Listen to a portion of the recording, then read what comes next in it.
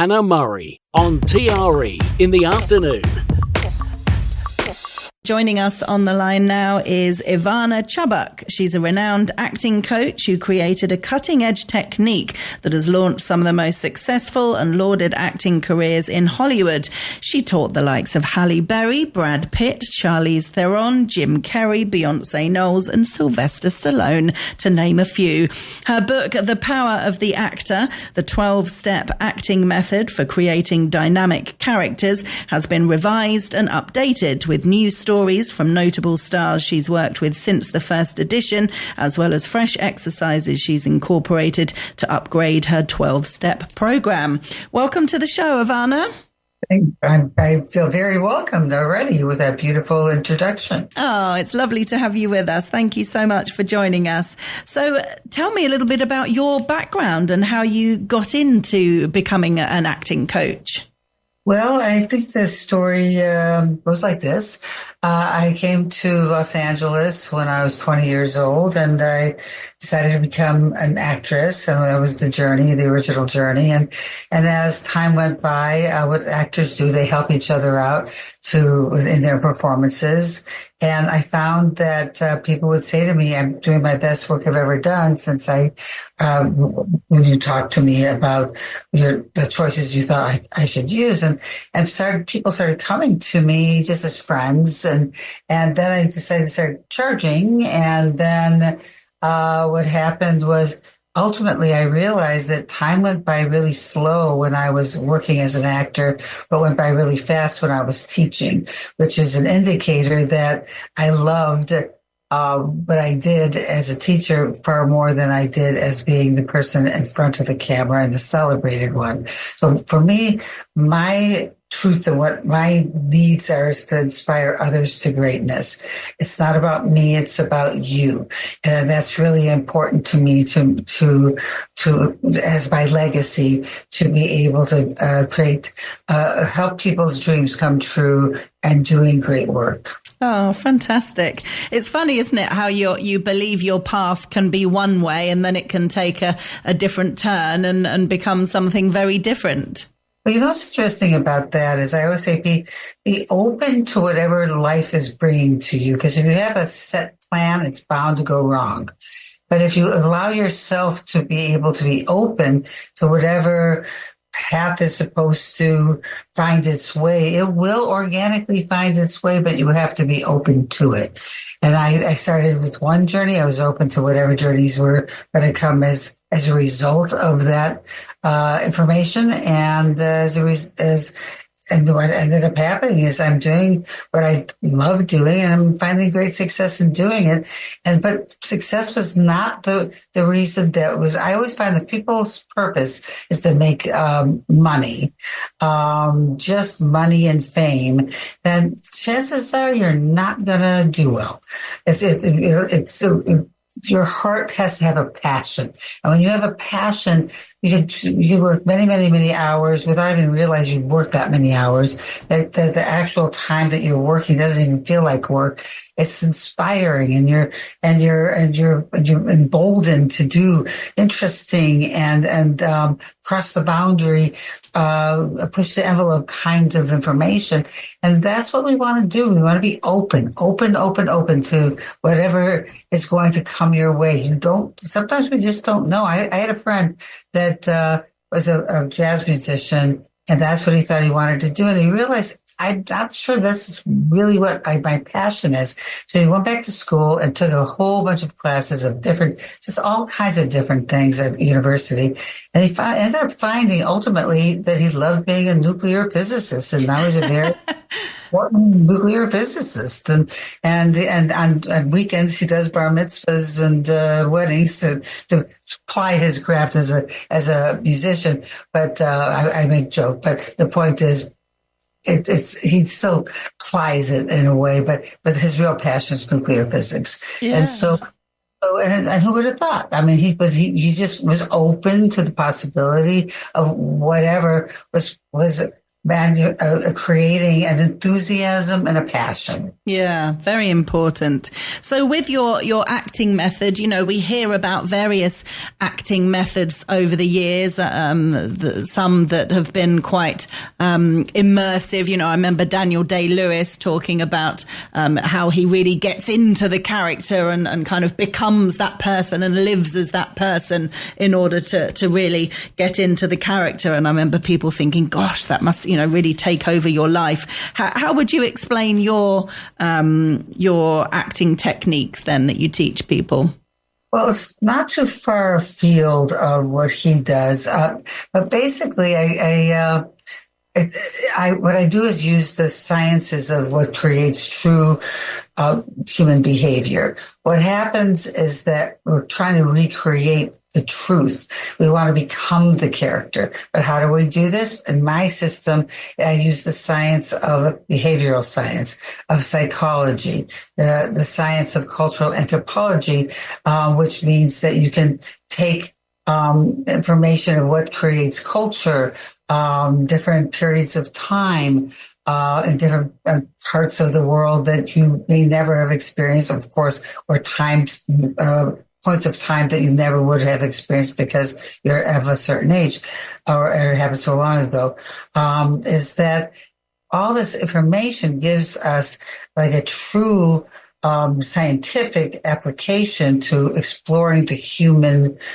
condition, the human reality. And it's really fascinating why people do what they do, whether it's kill people in terms of the drama of that, or try to save people and all the things that fit in between, of like what makes people do the things they do, what makes people take the jobs they take, what makes people attracted to toxic, what makes people feel that they need to be a narcissist, or what makes people feel that they need to give away their power. All these things have reasons that are based in the sciences. So what we do is we break down kind of forensically what a character is doing in today's world and why they're doing it, and then backtracking to what would create that reality of childhood experience, kind of like profiling, childhood, adult experiences and interactions that create the end result that happens on the script. Then after you figure out the characters on the page, then you figure out how to personalize that so you can actually become that character, but from the definition of specifics that have that you have gleaned from the script and the characters on the page. First the page, first the script, the story that's being told. The actors, writers, directors tell the stories together, and then, and only then, do you personalize it. And so the personalization process becomes a lot easier than to tackle. And one of the things, you asked about different techniques, one of the things about my technique is about being proactive and trying to win whatever your objective is, not just to sit in your pain that makes it truthful. Because truth by its very nature alone is not particularly interesting and it doesn't move. Say, for example, you have a friend that is always truthfully and honestly complaining all the time about their pain. But we don't want to watch it. We don't want to be a part of that for free. Why would we pay money to watch it? So my point of view is to take that same pain that people have, but use it instead of self-destructing and being defeated by it, to rather use it as powerful fuel to overcome and win with it. Use the idea that in spite of and because of what's happened, I am going to attempt to overcome and find my way to the other side, to have evolvement, resolution, life lessons, and ultimately catharsis for the character first, and then because it's based on personalizations, to have that for yourself as well. Yeah. So does it not matter what character the actor has? The process of getting into that character is the same? Well, in the same way that if you look at forensics and profiling, the process of figuring out who that killer is, defined by who they pick to kill, where they pick to kill, what instruments they use to kill, how they display the body, how they deal with the body. All that is informs who that person is, how to find that person.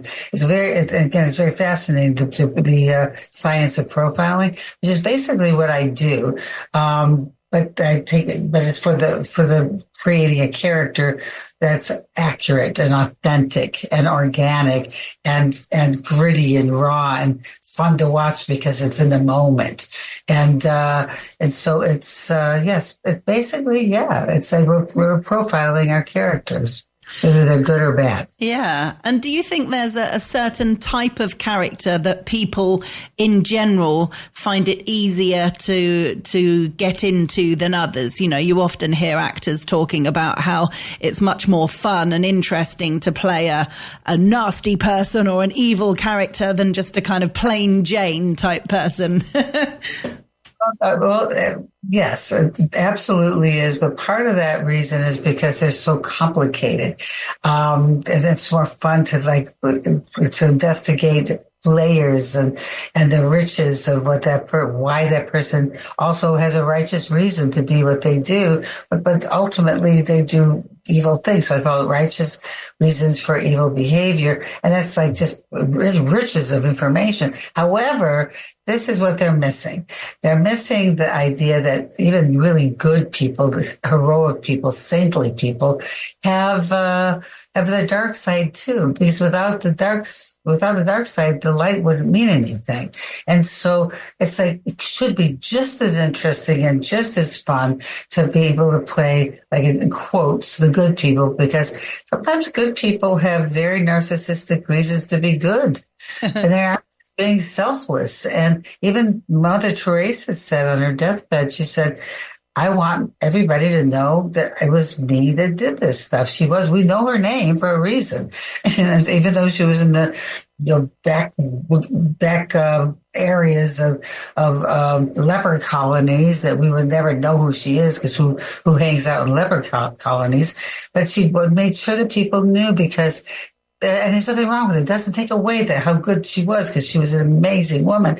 However, she wanted people to know. And that's the part of her that had an ego. We need to always investigate people from their truths, not from what we think good people are, just pure good, because there's no pure anything. Yeah. And so it could be even more fascinating to look at it, in quotes, a good person and say, this could be just as fun, if not more fun, to investigate their dark side. That what makes them need to prove that they're good people. Yeah. I think we've all met people that on the outside, their lives might seem pretty perfect, and you know they've got a great partner and beautiful kids and a good job and a nice house and a nice car, and you know it's easy to think, oh, they've got everything sorted, but you know we never know what goes on behind closed doors. And I think the more we go through life, the more we realize that nobody has a perfect life with everything sorted. Well, I just got to say life happens, because you can't control someone dying. You can't control the idea that someone breaks up with you, even though you didn't want to break up. You can't control the idea that maybe someone's no longer interested in you sexually, and that is your partner, but you have not lost that interest, so it makes you feel bad about yourself. There's also friendships that go awry, fights that people have over how to bring up their children that can become really gnarly. It's just there's no such thing as perfection. And do we even want to watch perfection? I mean, if there was such a thing, which I don't believe there is, because life happens. But even if there was, would that be something we'd want to watch? You know what it would do if I watched somebody like in the pretend world of perfection. If I watched somebody had everything that they wanted to happen to them, everything would seem to be great and fabulous, I would be off-put. It would make me feel comparatively like a loser. And so I want to watch people that are going through my kind of stuff and worse, so I can I'm not alone. And that we're all doing this together and trying to find our way together. And my technique is based on finding the positives in our negatives. And just in the same way that there's always a way to spin anything. You can take something that seems like for example, COVID probably doesn't get any worse than COVID, right? The epidemic. But I found out I never thought I could teach online because I just thought you had to be in person to be able to teach in the most effective way. But I was forced to have to learn how to do that. And I have very, very effective classes teaching people all over the world and getting their awards in their countries, getting careers they never thought they could have, getting jobs that are extraordinary, as oftentimes international jobs based in my classes that I do online. And so it's like, but COVID gave that to me. I was forced to have to figure it out. Yeah. And there's so many things I could say. I could use so many examples of like you could spin something to the worst possible thing, and you could spin things to the best possible thing. And I think that my technique is a 12-step way to figure out how to do that. Yeah. Now this works for actors, writers, and directors, but it also works just the concept. A lot of people use my book as a self-help book. I do not espouse that because I think people to truly put that kind of knowledge out, you should have some kind of degrees and some credentials to say this is the right way to do things. But I know it works for my people. I know that it bleeds into their real life and they become a more empowered people as a result of working this way. And I also know I get emails from all over the world telling me they're not in the entertainment business, but how the theory, the philosophy has helped them evolve as people to have a better life. That's fantastic. That's great to hear. And I mentioned quite a lot of very famous actors and actresses that you've worked with over the years. What has that been like? I mean, is everybody just the same, or do you sometimes find yourself going, "Oh my goodness, I'm in a room with Brad Pitt. This is very strange." Well, I got to tell you, Brad Pitt, I knew from the very beginning. The very first acting class he had was mine. So that for me, it's just the kid that grew up and became a big star. And isn't he a hottie? But I have a lot. This is Hollywood. It's like everybody's hot. But so that doesn't make any difference. But there are people most of the people that you know as stars that I've worked with have started with me. But then there are those people like Sylvester Stallone who came to me at 69. And he said, his words, he said, I feel like my art is atrophied and I want to be re-inspired. And I feel like you could do that. And what is cool about the people like that is that their people didn't call. He has no ego. He called me personally. So it was like hey, this is nice to know. So I'd like to talk to you about my art. But so it was like, it's really you. And it's like, yeah, it was really him. And he was just so kind and humble. And would you teach me? Same thing with Halle Berry, who just before the Monsters Ball, because Monsters Ball was the first thing we worked on actually was, with Halle was, Swordfish, of which she had to do her first naked scene, her first exposing her breast scene. Yeah. She came to me saying, you are, renowned for empowering women. And this would be something I'm just scared to death to do. And I said to her, well, here's how you look at it.